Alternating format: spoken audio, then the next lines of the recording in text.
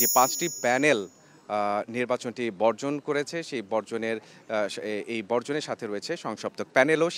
সেই প্যানেলের এজিএস প্রার্থী, তার সাথে এখন আমরা সরাসরি কথা বলবো। আপনাকে ধন্যবাদ আমাদের সঙ্গে যুক্ত হওয়ার জন্য। শুরুতেই যেটি জানতে চাচ্ছি, গতকালকে সারাদিন ৯টা থেকে ৫টা পর্যন্ত ভোট গ্রহণ হয়ে গেল। সেই ভোট গ্রহণের সার্বিক চিত্রটি কেমন দেখেছেন? বেশ কিছু অভিযোগের কথা রয়েছে, সেই অভিযোগগুলো বিষয়ে আপনি জানাবেন, কিন্তু ভোটের পরিস্থিতিটা কেমন দেখেছেন সেই চিত্রটি যদি আগে জানাতেন। আচ্ছা, আমরা কিন্তু ভোট বর্জন করেছি সন্ধ্যা প্রায় ৭টা যখন বাজে তখন। তার মানে আমরা পুরো ভোটের কার্যক্রমটার সাথে আমরা ছিলাম এবং আমরা চেয়েছিলাম ভোটটি শেষ পর্যন্তই আমরা নির্বাচনে আমরা থাকি। কিন্তু সকাল থেকে শুরু করে যেই ধরনের অভিযোগ, অনিয়ম, কারচুপি, দুর্নীতি, অসঙ্গতি দেখলাম, সেগুলোর ফলে আমাদের মনে হয়েছে যে আমরা গণঅভ্যুত্থানের পরবর্তী সময় গণঅভ্যুত্থানের ফসল হিসেবে যে নির্বাচনকে পেয়েছি, সেই নির্বাচনকে আমরা এরকম করে দেখতে চাইনি। আমরা নির্বাচনকে একটি সুষ্ঠু, সুন্দর এবং গণতান্ত্রিক নির্বাচন হিসেবে দেখতে চেয়েছি। সেই জায়গায় একাধিক ব্যালট পেপার এসেছে। যেমন সালাম বরকত হলে ভোটার হচ্ছে 299 জন, কিন্তু সেখানে ব্যালট পেপার পাঠানো হয়েছে 400টি। এত অধিক ব্যালট পেপার কেন ছাপানো হলো, সেটার কিন্তু কোনো সদুত্তর প্রশাসনের পক্ষ থেকে নাই। আমরা মেয়েদের হলগুলোতে দেখলাম যে ব্যালট পেপার ছড়িয়ে ছিটিয়ে পড়ে আছে বিভিন্ন জায়গায়। সেগুলো গিয়ে আমাদের শিক্ষকরা ধরলেন। তো ধরার পর 3জন শিক্ষক কিন্তু শুরুতেই বেলার প্রায় 12টা যখন বাজে তখনই আসলে 3জন শিক্ষক এই নির্বাচন থেকে সরে আসলেন। বললেন এই ধরনের নির্বাচনে থাকলেও ওনারা বিবেকের জায়গায় আসলে কোনো প্রশ্নের উত্তর দিতে পারবেন না।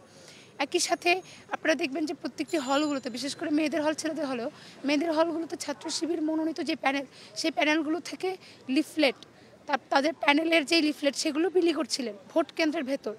এরকম ভোট কিন্তু আমরা কখনো দেখিনি। ভোট কেন্দ্রের ভেতর ভোটাররা লাইনে দাঁড়িয়ে আছেন, তখন তারা সেখানে লিফলেট বিলি করবেন।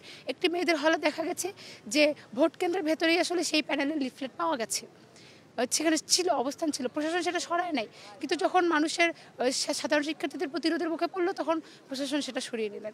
এই যে নানা রকম অভিযোগ রয়েছে। এক রফিক জব্বর হলে এক ছেলে ভোট দিতে গিয়ে দেখলেন যে ওনার ভোট আগেই হয়ে গেছে। তাহলে এই যে এত ধরনের অভিযোগ, আমরা যদি শুনতাম যেগুলো আসলে মিথ্যে, আমাদের কাছে যদি প্রমাণিত হতো সমস্ত কিছু মিথ্যে, তাহলে আমরা সবচেয়ে বেশি স্বস্তি পেতাম, আমরা এই নির্বাচনটাতে থাকতাম। কিন্তু প্রশাসনের কোনো সদুত্তর পাই নাই। প্রশাসন বরাবরের মতো করে চুপ। পুরো নির্বাচনের প্রচারণা কার্যক্রমে ব্যাপকভাবে আচরণবিধি লঙ্ঘন হয়েছে।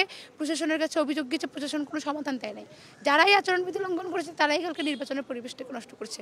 তাদের বিরুদ্ধে প্রশাসন কেন কোনো ব্যবস্থা নেয় না? এক হচ্ছে আমরা মনে করছি তাদেরকে প্রশাসন প্রশ্রয় দিচ্ছে, দ্বিতীয়ত মনে করছি এই ধরনের অনিয়ম, অসঙ্গতি, দুর্গতি যেটা তৈরি হয়েছে, সেটা একটা বিশেষ গোষ্ঠীকে সফল করার জন্য এই ধরনের কাজ করছে প্রশাসন। এটা তো আপনাদের মৌখিক অভিযোগ। আপনারা কোনো লিখিত অভিযোগ প্রশাসনের কাছে দিয়েছেন কিনা? আমরা যেহেতু অনেকজন মিলে আসলে নির্বাচনটাকে বয়কট করেছি, সবাই মিলেই আমরা সেই লিখিত অভিযোগ দেব, প্রক্রিয়াধীন আছে।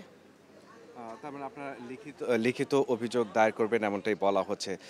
তো আপনারা মৌখিকভাবে যতটুকু জানিয়েছেন প্রশাসনকে, তো প্রশাসনের পক্ষ থেকে এ বিষয়ে আসলে কি বলা হয়েছে? কোনো উত্তর দেওয়া হয়নি এখন পর্যন্ত। প্রশাসন নির্বাচনের আগের দিন ডোপ টেস্ট করাইলেন, ডোপ টেস্টের রেজাল্ট দেয় নাই। নির্বাচনে বাধ্যতামূলক ছিল, যে সকল প্রার্থীরা নির্বাচনে অংশগ্রহণ করবেন তাদের ডোপ টেস্ট করানোটা বাধ্যতামূলক ছিল। সব প্রার্থী ডোপ টেস্ট করায়ও নাই, ডোপ টেস্টের রেজাল্টও দেয় নাই। নির্বাচনে 3 দিন আগে অমর্ত্য রায়ের প্রার্থিতা বাতিল করছে এবং অমর্ত্য রায় প্রার্থিতা পাওয়ার যোগ্য, এটা সে প্রমাণ করার পরও সে প্রার্থিতা তাকে ফেরত দেওয়া হয় নাই। আমরা কি করে বুঝবো যে নির্বাচন কমিশন নিরপেক্ষ? ওরা তো পক্ষপাতদুষ্ট আচরণ করছে শুরু থেকেই। একটি নির্বাচন অনুষ্ঠান করতে গেলে নানা ধরনের ত্রুটি বিচ্যুতি থাকে, তো সে জায়গা থেকে আপনারা যে অভিযোগগুলো করছেন, যেমন বলছিলেন যে শহীদ সালাম বরকত হলে সেখানে যা ভোটার, সেই ভোটারের থেকেও বেশি স্লিপ পাওয়া গেছে, কিন্তু সেখানে যে ভোটের ফলাফল গণনা করা হয়েছে সেখানে 299 জন ভোটারের মধ্যে আমরা দেখেছি যে এর থেকে কম ভোটেই পড়েছে। তো সেই ক্ষেত্রে এটা বড় আকারে কোনো অভিযোগ বলে মনে করছেন কিনা, যে সেখানে অনেক বেশি ব্যালট পাওয়া গেছে, সেই ক্ষেত্রে এখানে আসলে নিয়মের ব্যত্যয় হয়েছে ঠিকই, কিন্তু এটা বড় ধরনের কোনো ত্রুটি মনে করেন কিনা? এটা বড় ধরনের কোনো ত্রুটি না, এটা উদ্দেশ্য প্রণোদিতভাবেই ওখানে ব্যালটটা পাঠানো হয়েছে। কোনো বিশেষ উদ্দেশ্যকে সফল করার জন্যই এই ধরনের কাজ, আসলে এই ধরনের প্রস্তুতি নিয়েছে।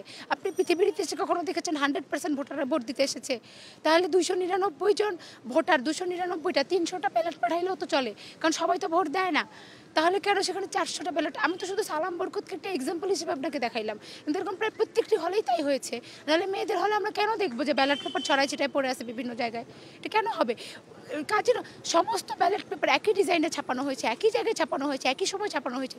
তাহলে বেশ কিছু হলগুলোতে আমরা দেখলাম কার্যনির্বাহী সদস্য হচ্ছে 3টি পদ, তিনটি পদে পদপ্রার্থিতা করছে, প্রতিদ্বন্দ্বিতা করছে। কিন্তু বেশ কিছু হলে আমরা দেখলাম ব্যালট পেপারে শুধু একজন পদপ্রার্থীর জায়গা রয়েছে, আর বাকিদের পদপ্রার্থীর কোনো ইয়াই নেই। কেন হইলো এইগুলো? যদি জানার জন্যই বলি যে যে হলের কথা, শহীদ সালাম বরকত হলের কথাই বলছিলেন যে 299টি ভোট তার বেশি আসলে ব্যালট পেপার ছাপার হয়েছে, কিন্তু সেখানে তো আপনাদের পোলিং এজেন্ট ছিলেন, তারা তো বিষয়টি সার্বক্ষণিক মনিটরিং করেছেন। সেই জায়গা থেকে বেশি হলে সেক্ষেত্রে তো তাদের একটা প্রতিবাদ করার জায়গা ছিল। তো সেই ক্ষেত্রে ভুলবশত যদি ছাপানোই হয়ে থাকে, কিন্তু সেখানে এর বাইরে বেশি সংখ্যক ভোট কাস্ট হওয়া এরকম কোনো অভিযোগ আপনারা পেয়েছিলেন কিনা? প্রথমত আমি বলে নাই এত অভিযোগ, কিছু অভিযোগ বলতে গেলে কিছু অভিযোগ বাদ হয়ে যায়। যেমন পুলিং এজেন্টের কথাটা আমার থেকে মাইনাস হয়ে গেছে। পুলিং এজেন্ট থাকবে কি থাকবে না, পুলিং এজেন্ট থাকবে না এই সিদ্ধান্তই ছিল।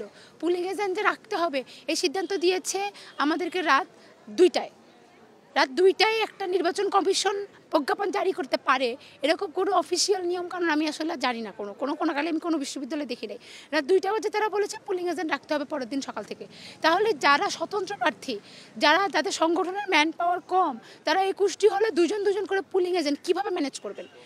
এটা যে গণতান্ত্রিক নির্বাচন নয় সেটা তো এখানেই এসে সবার প্রথমে প্রমাণিত হয়ে যায়। তার মানে কিছু সংগঠনের পুলিং এজেন্ট থাকবে আর কিছু সংগঠনের পুলিং এজেন্ট থাকবে না। তাহলে সেই নির্বাচনের মাঠে পরিবেশটা কেমন হতে পারে এবার আপনি বলুন, আপনারাই বিচার করুন এটা। এবার তো 8টি প্যানেল নির্বাচনে প্রতিদ্বন্দ্বিতা করেছে। স্বতন্ত্র প্রার্থী যারা তাদের ক্ষেত্রে বললেন যে সাংগঠনিক দুর্বলতার কারণে অনেকে পোলিং এজেন্ট নাও দিতে পারে, কিন্তু প্যানেল হিসেবে যখন প্রতিদ্বন্দ্বিতা করে সেই ক্ষেত্রে এই 8টি প্যানেলের পোলিং এজেন্টকে নিশ্চিত করা সম্ভব হয়েছিল কিনা? হয়নি। আমরা যতদূর জানি সর্বোচ্চ 2টি প্যানেল সমস্ত হলগুলোতে পুলিং এজেন্ট দিতে পেরেছে। ক্ষমতাধর 2টি যে সংগঠন ছাত্র শিবির ছাত্র দল দিতে পেরেছে, আর অন্যান্য সংগঠন টুকটাক জায়গায় অল্প কিছু জায়গায় পুলিং এজেন্ট দিতে পেরেছে, কোনো প্যানেল দিতেই পারেনি। 2টি বা 3টি সংগঠন প্রপারভাবে পুলিং এজেন্ট দিতে পেরেছে, আর অনেকগুলো দিতেই পারেনি।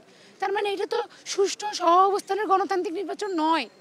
আচ্ছা, এই ক্ষেত্রে ওএমআর মেশিনের কথা যেটা বলা হচ্ছে যে প্রশাসনের পক্ষ থেকে ওএমআর মেশিন অর্থাৎ স্বয়ংক্রিয়ভাবে যেটি গণনা করবে সেই মেশিনের ব্যবস্থা করা হয়েছিল, কিন্তু বলা যায় যে এখানে যে প্যানেলগুলো অংশগ্রহণ করেছে তার মধ্যে একটি প্যানেল তাদের আপত্তির মুখে মূলত ওএমআর মেশিনটি ব্যবহার না করে ম্যানুয়াল পদ্ধতিতে এই ভোট কাস্টিং এবং বলা যায় গণনার কাজটি করা হচ্ছে বিধায় একটা দীর্ঘসূত্রিতা তৈরি হয়েছে।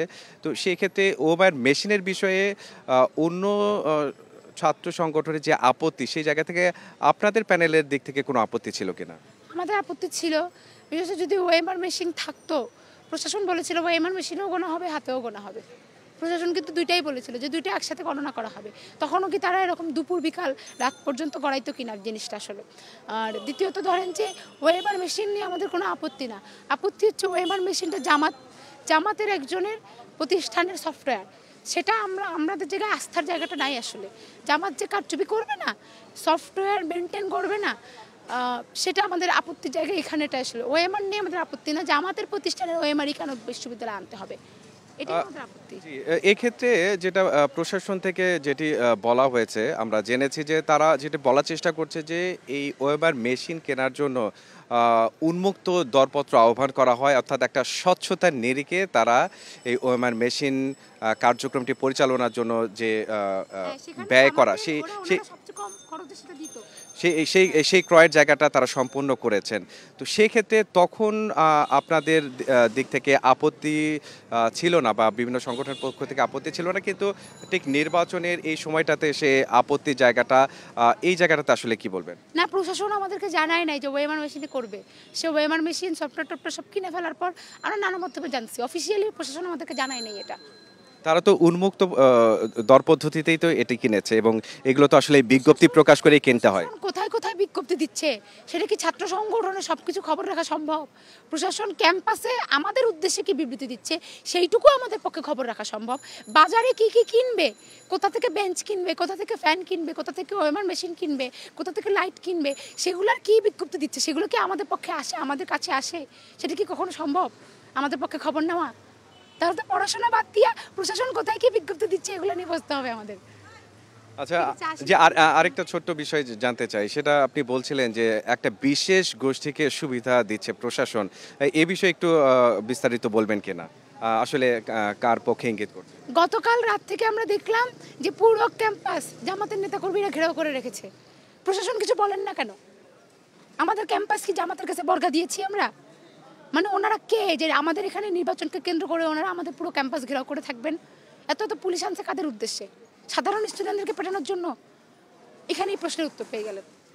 শেষ শেষ যেটি জানতে চাই, শেষ সেটি হচ্ছে যে ফলাফল, সবাই ফলাফলের অপেক্ষায় করছেন, যদিও ৫টি প্যানেল নির্বাচন বর্জনের ঘোষণা দিয়েছে।